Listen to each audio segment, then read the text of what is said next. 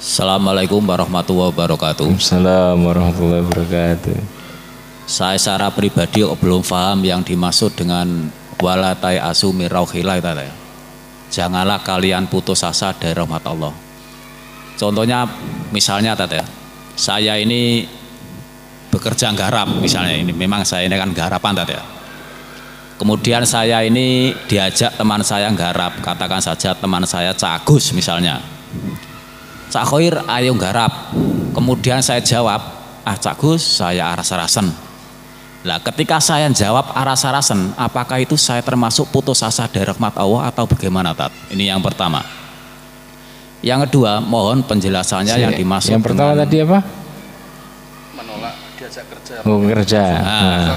Seandainya saya diajak kerja Tat ya. Kemudian saya jawab, Cak Gus aku aras-arasen. Nah, ketika saya jawab saya aras-arasen, apakah saya itu termasuk putus asa dari rahmat Allah atau bagaimana? Ini pertama.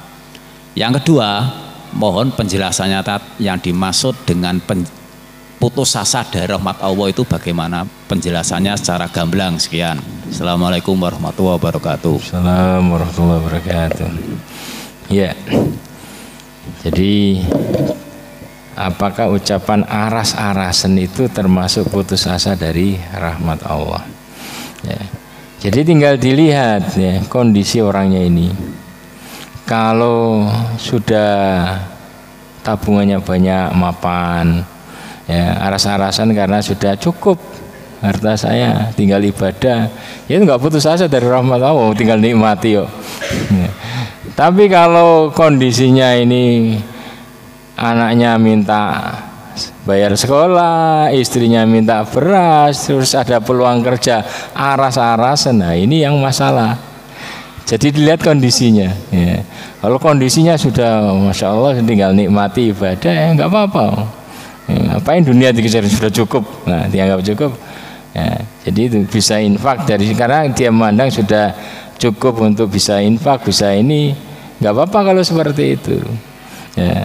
Tapi kalau tadi kondisinya lain, nah nanti hukumnya lain. Ya. Jadi yang dimaksud dengan putus asa dari rahmat Allah Subhanahu Wa Taala itu adalah putus asa dari tadi. Dan rahmat yang paling besar itu kan ampunan dan surganya Allah Subhanahu Wa Taala toh. Ya. Rahmat Allah yang tadi itu, yang dimaksud di situ adalah ampunan Allah. Ya. Jadi kalau saya sudah berbuat dosa, ya terlanjur sekalian berbuat dosa. Ini yang kemudian namanya putus asa dari rahmat Allah Subhanahu Wa Taala. Gak mungkin Allah ngampuni dosa-dosa saya harus ini karena saya sudah terlanjur terlalu gini-gini. Nah itu yang kemudian dia memutuskan diri, ya, bahwa saya dan menghukumi Allah tidak akan ngampuni dia. Nah, itu yang dimaksud. Walatai asmirohillah. Ya. Kenapa? Karena rahmat Allah, inna rahmati, ya, wasiah. Ya. Rahmat Allah, rahmatku itu meliputi semuanya. Ya. Ya. Jadi ini dalil-dalil yang kemudian sebagai penyeimbang dengan dalil-dalil tentang ancaman Allah. Ya. Jadi kita di dalam belajar itu ya harus dua-duanya.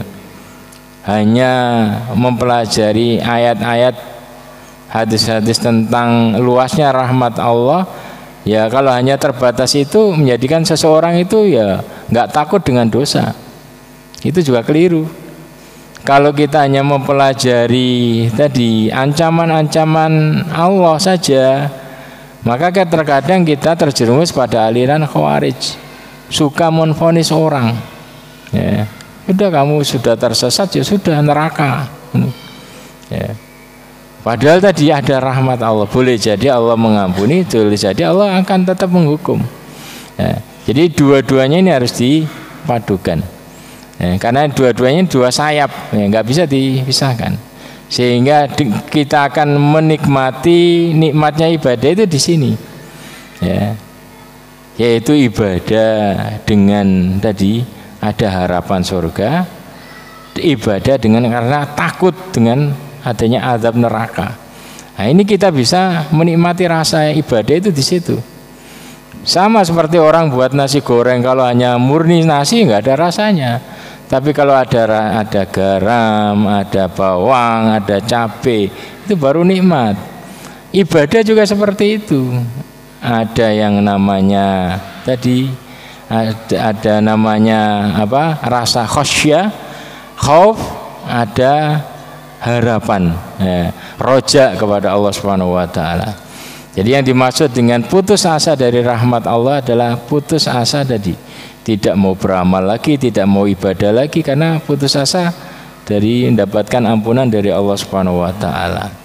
Kalau masalah dunia nanti tinggal dilihat kondisinya bagaimana. Tapi yang dimaksud dalam ayat itu adalah tadi, karena Allah selalu menanti kita, ya. Alam ya'ni lil ladzina amanu an tahsya'a qulubuhum li dzikrillah. Kapan tiba masanya hambaku ini balik kepadaku, hatinya kembali khusyuk ibadah kepadaku. Itu Allah SWT dalam hadis, innallaha yabsutu yadahu bil-lail liyatuba musii'un nahar wa yabsutu yadahu bin-nahar liyatuba musii'ul lail hatta tatlu asy-syamsu min maghribiha.